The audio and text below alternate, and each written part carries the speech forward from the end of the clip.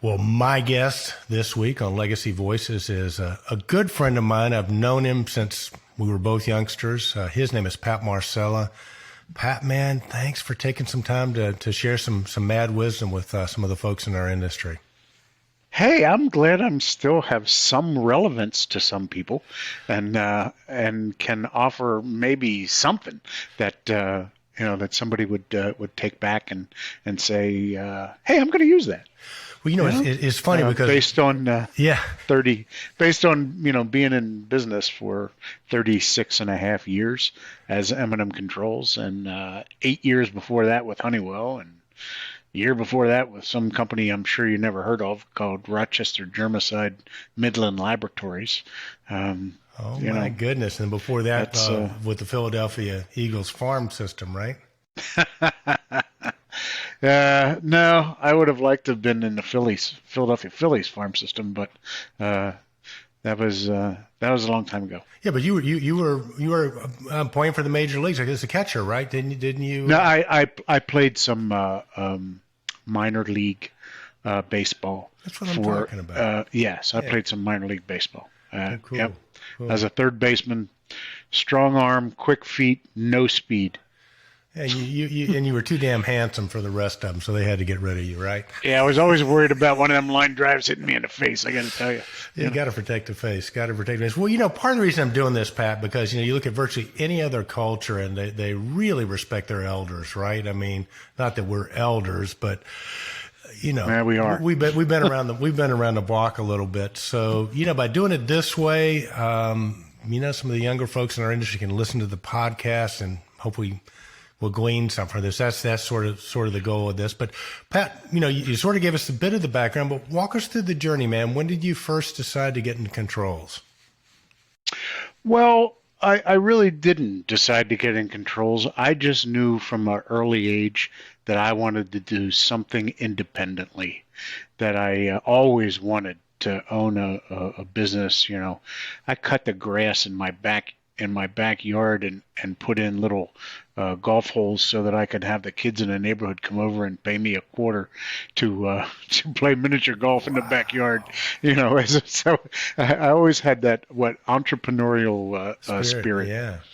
As long back as I can remember, and I was lucky enough to go to a high school where I have friends to this day, as my mentors and friends. So graduated where did you go to school? Was it Maryland you went to school? York, Pennsylvania. Okay, so you're from Pennsylvania originally? Yep.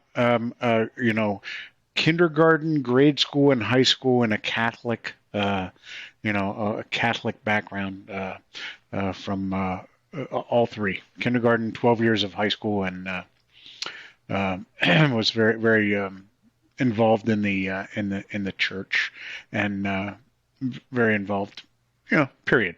So then went to Penn State, graduated in 1978. As I said, I worked for a company called Midland Laboratories, which basically got me into a job. I worked there for a year and a half. It was a horrible job. It was one where you meet somebody and they hand you a book and say, "Go to it, man. You got a territory. Go to it." I don't know how to do that. Well, it don't matter. Go do it. So I worked there for a year and a half, and I was fortunate enough to in the Midland Laboratories part, we took samples of water from boilers. So when I applied to Honeywell, I could say that I knew at least what a boiler room looked like. Yeah. And I was hired into the Flame Safeguard Center at the time. Worked in the Flame Safeguard Energy Products Center for almost 9 years. Was this about that? Was George Tate there when you first started on, or did he come later? Absolutely. Yeah. Absolutely. George Tate was there. All kinds of names. Yeah. Stacy Barber, Yeah. Mike Allen, Tom May, Murray McDowell, John honestly, Sedgwick, right? John Sedgwick, yes. The loaf of bread. John Sedgwick and the loaf of bread. Why do you call John the loaf of bread? I mean, he was great at explaining it. Yeah, go ahead. Yeah, because of the way that he explained marketing was with a a loaf of bread, and that some had some bread. They were all different prices, but it was all bread. And how did it get to be more?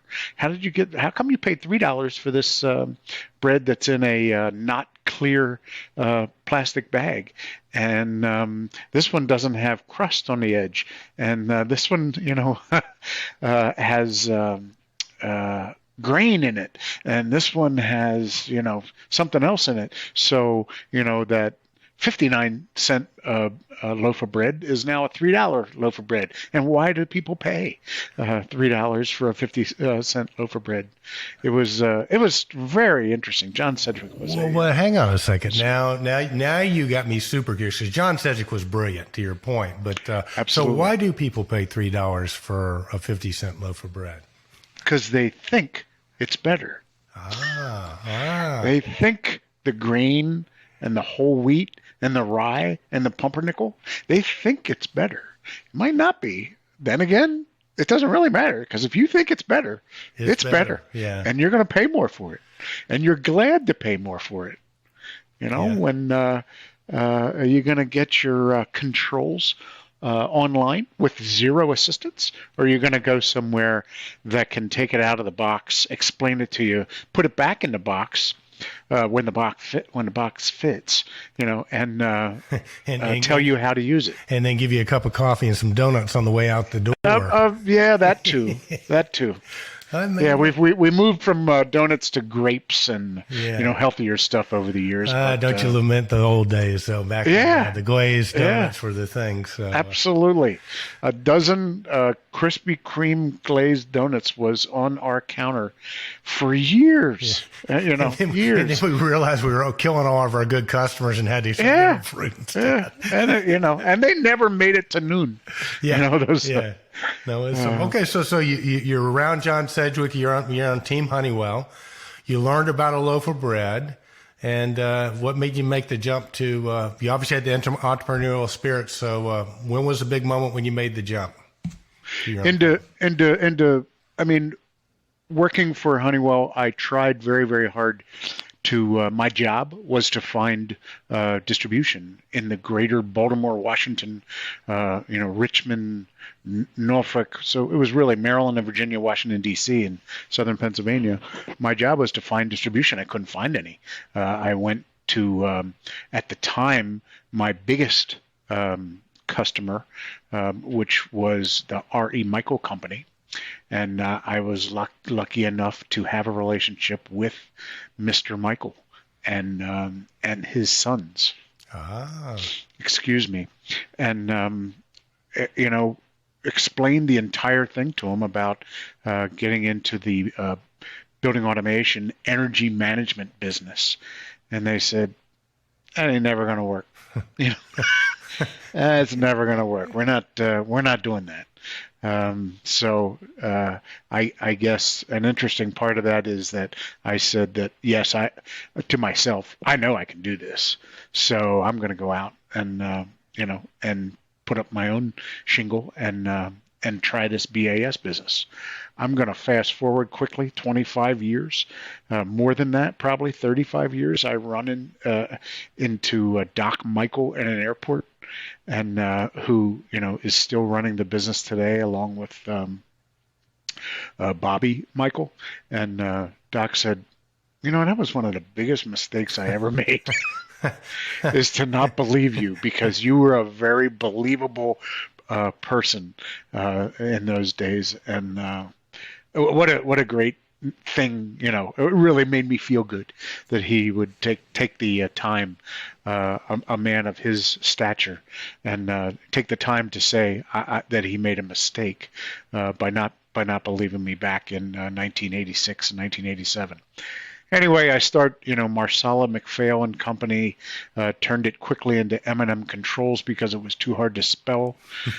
So it was M&M Controls from 1987, and just retired in October 31st of 2022. So 36 and a half years later, after 8 years at Honeywell, and I have been fortunate enough to have a front row seat for one of the greatest shows on earth, and that is to meet the people that I have met, you included, in this industry.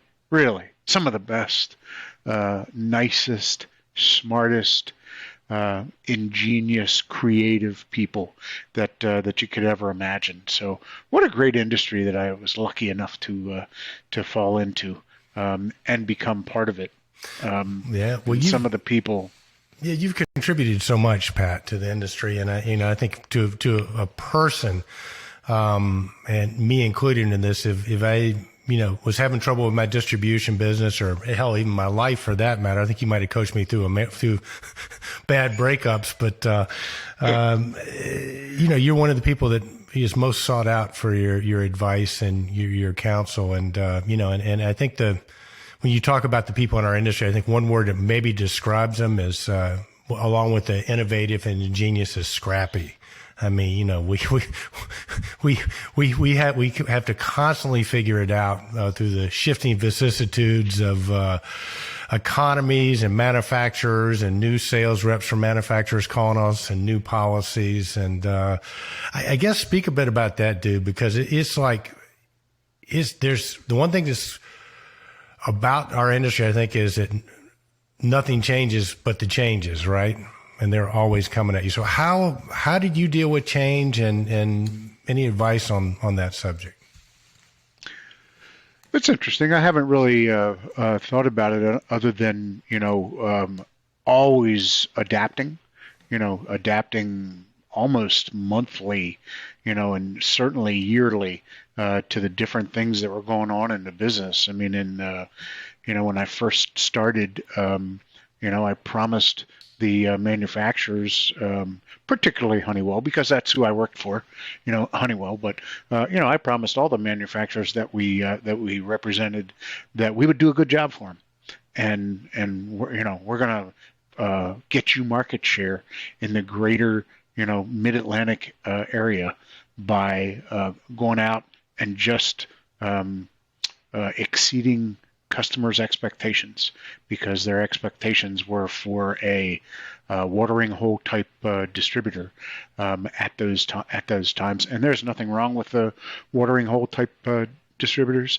but it's not what was going to ever drive the building automation, energy management business. Energy management, that word got such a bad rap because people selling black boxes that didn't do anything. That's not what we sold. We learned about all those, all those boxes, and tried to incorporate that and incorporate customers we have to this day. M&M Controls has customers that we dealt with back then who are appreciative of the way that we did it, and it could have been better, could have been worse. Yeah, more likely could have been worse. So it was a fun process. The whole process starting in the late 80s with we're going to go to a manufacturer, we're going to promise them market share, we're going to do a good job for them, and in return, they sent you leads, they sent you people that could help you. They would give you a sales rep that was good, that you could bring in with you, that you trusted. And probably as the years wore on, one of the biggest changes is the manufacturers got to the point where, you did a good job for us then, but what are you doing for us now? You was responsible for that, don't you, Pat? That damn Janet Jackson and that song, "What Have You Done For Me Lately?" I mean, once they heard that song, it was all over for us, right? You're probably right. I didn't think about that, but yeah, you're probably right. Well, listen, a couple of things you said, and there's just so much in this. I want to unpack a few things.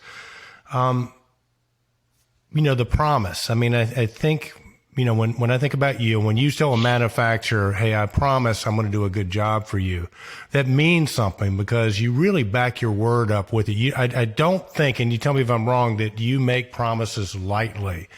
And I think that is a lot of time a mistake that people can make. They overpromise and underdeliver. And but your word, talk about that, and just in terms of whatever industry you're in, whatever life, your word, when you make a promise, what does that mean to you? Well, I'd like to think I'm actually the opposite of that I underpromise and overdeliver. Exactly. Because I always I don't want to create expectations that aren't real, but I want to create an expectation that's better than what you thought it would be. Exceed your expectations. So that's really something that was hard to do, but if you were going to be successful, you had to do it. I look at the people like your father, like the Walshans and people that I looked up to across the country, Jerry Petersons and the people that were in CGNA, and the Smyerses, the Campbells, all the people across the country, Ken Farley's, as to how they did it. Yeah. How did they do? What did they do? They just, what? They treated you better than you were expecting to be treated. Yes. To a point where you said, I want some of that. Yeah. I want to be like that.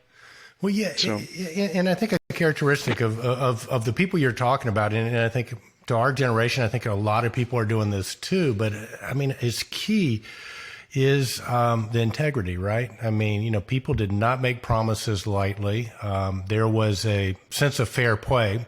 I mean, meaning that, a Marty Walshin or, a Leo Walsh or you name them, they would fight you tooth and nail, right? But they fought fair.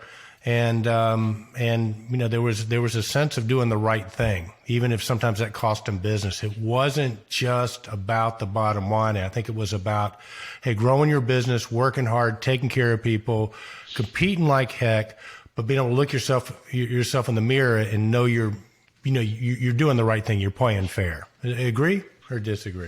No, absolutely. Those people, you could take them at their word. Yeah. If they said something, you didn't need 4 pieces of paper to go along with it. Yeah. Their word was everything. I always tried to emulate that. I would tell you, you can't do business like that anymore. Do you really believe that? I mean, because I know manufacturers don't necessarily do business like that anymore, which is really disheartening. And maybe they have no choice, maybe to your point, because if they're got stockholders to answer to or whatever, a president of a company that's really demanding, maybe they can't do it. But do you still see some of that integrity amongst distributors and some of the people that you see coming up? I mean, I know your company probably is like that, right? Some. And anybody that knows me would tell you, we always tried to do the right thing when nobody was looking. Yeah. And nobody was asking.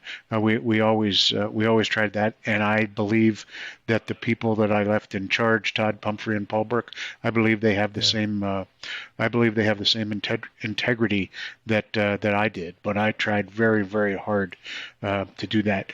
The other distributors, I mean, I don't blame the distributors. They have to grow, and they have to, remain cognizant, not cognizant. They have to remain powerful in their area. They have to, serve their customers. I don't blame the distributors. I blame the manufacturers. If the manufacturers had loyalty after you went and did what you said you were going to do. You went and said, I'm going to get you market share, and then you go out and get a market share. And then they say, well, you got us market share then, but now we need to open up your territory to other avenues because I got to make my numbers, right? Because most of them are on a I'll be kind and say annual deal, but I don't think it's annual. Yeah. I think it's quarterly. Yeah. When they're driven by Wall Street, they need numbers every quarter. Yeah. And they might get 2 quarters, where they get to screw up. They don't get 4.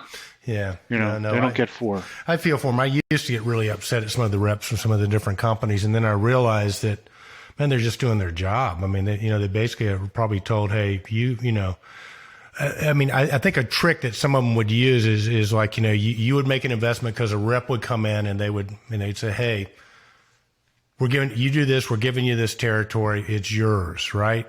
And they sincerely meant it because that's what they were told. And then they get moved and then somebody else comes. It's always the third rep. The third rep comes along. They're the ones that set other people up. And you go, we had this deal. And they go, well, the deal wasn't with me. I mean, that was 2 reps ago. And, I don't want to say it's like in the playbook, right? That they because I really genuinely think that the people that come in and tell you this is the way it's going to be are sincere in what they're saying because they believe it. I just think that, it's just the way the game's played. And it's unfortunate because but again, they got to make their numbers or they'll get somebody else. They got to come in and say, hey, you're cut off. We're sending somebody else up, or we'll get somebody who'll come in and do it. So I feel for them. I don't hate the player. I hate the game, the way the game is being played now. Right. The integrity part is, who do you trust? Who do you believe? I'd tell any new rep, and of course you get a new rep, a lot of times when you deal with the companies that we deal with, and I would tell every one of them, our only job is to make me successful. If you're a Honeywell guy, you need to help me earn diamond. If you're a Johnson guy, you need to help me earn the Gazelle. What was the Gazelle? The Gazelle on the thing. If you're a Belimo guy, you need to help me earn platinum. Yeah. And I need to trust you, and I will until you give me a reason not to. Yeah. I will trust you until you give me a reason not to, and 90% of the time that works. Yeah. 90% of the time, but there's that 10% of the time where it doesn't work, where right. Either they don't have the authority, or they don't know, or they're just not trustworthy people, and you find that out, and then you never trust them again. One of the bad things about being an Italian is you just don't forget. It's a terrible, terrible. A lot of horses' heads wound up in reps' beds, right? It's just a terrible trait to not be able to forget. Well, it's like I say, I hate the way the game's played now because it wasn't like that before. You talk about reps. I remember we had he was with Honeywell at the time. It was a guy named Skip Milton. And Skip came in and it was like, hey, I want you to buy these W7080s, the multi-zone controllers, right? And we're going, well, what are we going to buy? He goes, I'll show you. Give me an order for X amount of dollars. I'm going to go help you sell them all. And Skip, he did. We went out, we invested the money, and I went out with him. And if we would go to school boards and different people, he would do the training, he'd take it out of the box. I mean, he increased my business so much. And to your point, I mean, if you want to get a distributor's attention, grow their business and be loyal to them. But if you come in and say, hey, you're going to do this, we're going to set somebody else up. I mean, okay, knock yourself out, right? But it's like I said, I hate the way the game's played now. But that doesn't mean there are not a lot of really good people that are. There are, but I would lose respect for any manufacturer that came in and their first thing was, hey, your numbers are down. Yeah. Well, why are they down? Have you helped? Yeah. Have you done anything? Did you notice that my numbers were up this time last year? So being flat would be pretty good. Have you taken any of those things into consideration before you stupidly come in here and say your numbers are down? Yeah. It's just not smart, and it made you lose trust. Yeah. In people that they were there to help you in your business instead of just be a observer from a distance. Right. Well, it's like I tell my people, Pat, is like, there are two types of vendors. There's a type of vendor you have to do business with, and there's the type of vendor you want to do business with. And we want to be the type of person you want to do business with. And that might cost us some business from time to time to do the right thing. Because I can tell you, my philosophy is if you're a business that somebody has to do business with, they're always looking for somebody to replace you. Your days are numbered. So, Sure. if you can adopt that philosophy of, hey, we're going to do the right thing even when it hurts. People don't forget that either. I guarantee you, your Italian side, when somebody takes a hit to protect you, you remember that too, right? Oh, absolutely. Absolutely. Starting a business is one of the most incredibly difficult things in the world, and one of the things that you remember is the people that help you early on. Yeah. You never forget them. Yeah. If you have any business sense about you, and you see somebody come into your counter that is a new contractor, and they want to start a business, and they have absolutely no credit, and they have absolutely no reason in the world to get any of your attention, give them your attention, because someday they're going to be a big, they're going to be a big contractor, and they won't forget that you gave them a chance when you shouldn't have. Dude, that is such a good piece of advice, and that's true for anything. I mean, if you're making sales calls, be nice to the receptionist, be nice to the janitor, be nice to the low people on the low rung in the maintenance side, because they might be running it one day, and people remember that. So it doesn't cost much to be kind to people and nice to people, right? No. I always remember a friend of mine that took a job with Honeywell out on the West Coast. His first time into a OEM, original equipment manufacturer. He comes in and he's chatting with the receptionist, and then goes back to the president of the company at Ray Burner in San Francisco and said, "Hey, who's the chick at the front desk? She's hot." Happens to be my daughter. and you can leave. Dude, you know what? You and I've been in business. You and I've known some people that could make that mistake, right?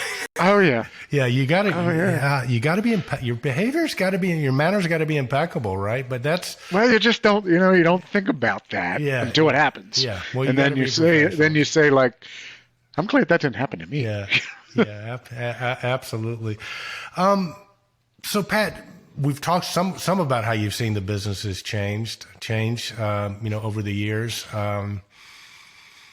What advice would you give some of the younger executives and younger people coming up today that, because obviously you survived this sort of dog eat dog thing, and look, you look young, you look good, so you maintain your health through it. And you're going to be my age soon. So yeah, you just had a birthday. Yeah, I did. And you're going to be my age soon, so yeah, it's turning 50 is tough, isn't it? Yeah, isn't it? But so I mean, how do you handle? I mean, because obviously, I mean, dealing with aggravation and irritation, and as a business owner, how do you deal with that so you maintain your sanity? Honestly, it's not easy. The best thing you can do is to find people that are smarter than you, and work hard and have integrity, and have them work with you. Yeah. You don't want to say they're your employees. They are your partners, and they work with you to the same goal, which is take care of the company, take care of the customers, take care of the company. Everything else will take care of itself if you do those things. Be aware, look around, be cognizant of things around you. Make sure you understand a computer. Make sure you understand the internet. Make sure you understand that things are different today, that you need to do business differently. It'll never go away, in my opinion. It'll never go away to have that, eye to eye I believe you, type of thing. Yeah. However, it's less than it used to be with someone, shopping you, telling you right up front, hey, I was on the internet and I saw this Aquastat that you're selling for for $89. I can get it on the internet for for $69. Why is it that I should pay you the other 20, and will you match the price? That's a tough call. It goes back to the loaf of bread theory. Why should you pay $3 for a 49-cent loaf of bread? Well, you know how you respond to that, Pat. You go, well, you shouldn't, unless you need it right away, and you shouldn't if you don't need any help on it, and you shouldn't, But if you need all these things, then you pay more. You pay more for a hamburger at a steakhouse than you do at McDonald's. Why do you do that? Well, 95% of the people work with you on that. They do. But they love to bring that up. Yeah. Just like I do when I'm searching for something, on the internet. And right now we're looking, believe it or not, after all these 173 years of being in this house, we're looking for a kitchen table. Have you tried to buy a kitchen table? You can't buy one. Really? It is online, or you go. I happen to live in central Pennsylvania, so you go over to the Amish country, and the Amish make great stuff, but they don't display it. It's they're online too. They adjusted. You think about the Amish and The Amish are online? Absolutely, their stores, the Gish's furniture. Oh my God! Well, they're not. else. They pay somebody to do that, right? Because they're not. Oh, I'm sure they do. Yeah. I'm sure they don't, do. because they don't believe in electronics, right? Well, they don't believe in a lot of stuff I don't want to say anything negative about the Amish, but because they're making your table for you. You got to be careful what you say. They are. They don't believe in automation, cars and anything, but they drive around in a black car. Yeah, and okay. I know for a fact the Amish listen to this podcast, so be careful what you say. Yeah, they might. They might run a tractor over me. But, They might. Okay, they're brothers. wonderful people. Yeah, absolutely. So, Pat, 2 or 3 of the best books you've read that you would recommend? Can't think of them off the top of my head, but the one with the a long time ago, I read that Alex Karras book about negotiating. Alex not Alex Karras, the football player, but Alex Karras. No. Oh, the guy you always see him on the airplanes, right? Yes. I think it was Alex. Yeah, I called him. It was definitely Karras. Yeah, I called him. I got to tell you, of course, me, I had to call him up and I go, hey, I want to do the course, but what can you do for me on the price? And you know what they said? We don't negotiate. And I said, okay, you're no good for me. Yeah. So a book on negotiation. Okay, so what did you learn out of that? What were some of the things you got from negotiation? Well, that everything is negotiable, and that especially no since matter you're Italian, what, right? Even if you're going into the local Home Depot or something, and and you're buying a refrigerator that's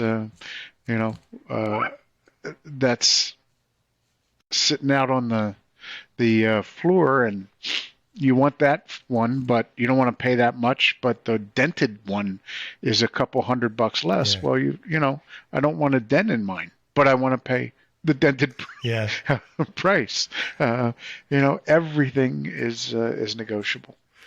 Yeah, no, you know what? One of the best books I ever read, and I'm a softie, but The 5 People You Meet in Heaven.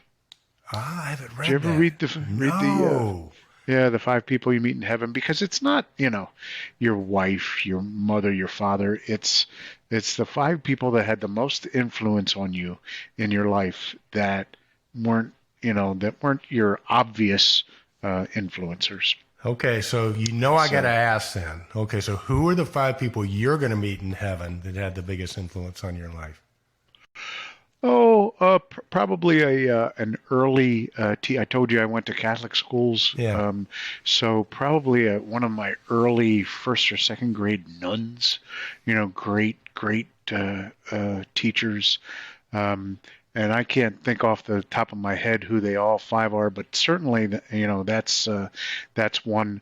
My first boss. I worked at a restaurant, washing dishes, and he was the biggest jerk in the history of the world. And I knew that if I ever owned a company, I was never going to treat people The way he like did. Yeah. the way he treated Okay. people. And then the second guy that I worked at a grocery store, and at that. Excuse me, at the grocery store, he was a wonderful guy who gave he gave a darn Yeah. about you and all the things that you could do. And I said, if I ever own a company and I have employees, I'm going to treat them like this guy treated me.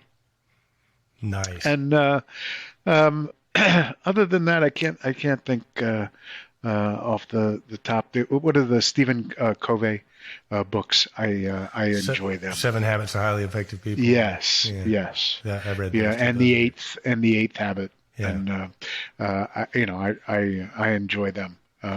But I'm not much of a novel guy, although I read newspapers, magazines, cover to cover. Do you Uh, really? Okay. So yeah, yeah, yeah, that's it's cool. more local stuff, and I think I'm an avid golfer, Yes. so I read a lot of that, and um, it's interesting what's going on in that world with the two tours competing against each other, kind of similar to us, where you never had to before. They never had to compete against anybody, and now there is two. Tours to compete against, kind of like Stromquist and Company and M&M Controls never having a competitor, and all of a sudden you do. So what do? You remind the people, um, we're not going away, we're not doing anything different, and we'll continue to exceed every expectation you have. Yeah. Nice. So Nice. Well you said. you you you work with those people and treat them well, treat them better than they expect to be treated, and Well said, that's Pat. always a it's always a it's always hard, Eric, as you know. It's been difficult since 1987 to start and run that business. But it's been a tremendous reward, and I continue to go back to. I have met some of the finest people on the Yeah. face of the earth. Yeah. Well, I really have. I wanted to talk a little bit about that because when we were talking about, you mentioned that, you surround yourself by good people. And one of the things that I think we all did, maybe not consciously, is, we surrounded ourselves by each other. I know we had our golf group, right, with you and the Yeah, Smyers yeah, and Donahue. And I always felt like that if I was in a jam, like I mentioned earlier, I could call you up and get really solid, sound advice. And I think maybe you felt the same way about me or some other people. So I would say that one of the things that I think we just did intuitively was we reached out and helped each other and gave each other advice, offers each other perspective when it was asked for. And I think surrounding yourself by good people, not just people you work with, but people that are in the same industry that maybe you don't work with, where you can sort of bounce ideas off each other is probably a really good way. there's no question about that. I mean, the support that I got and provided, I provided some, and I got some support from some recent retirees, John Donahue, Scott Cross. Um, he's not retired, but Nick Conti and Nick, yeah. Rory and yourself and Rob Allen and John Pitaluga and many of the people, the Smyers and the entire Smyers family, the Cochrans, the Godfreds. Those people, they talked me off the ledge, Yeah. and I talked them off the ledge many times in our careers. And honestly, I don't know what I would have done without them.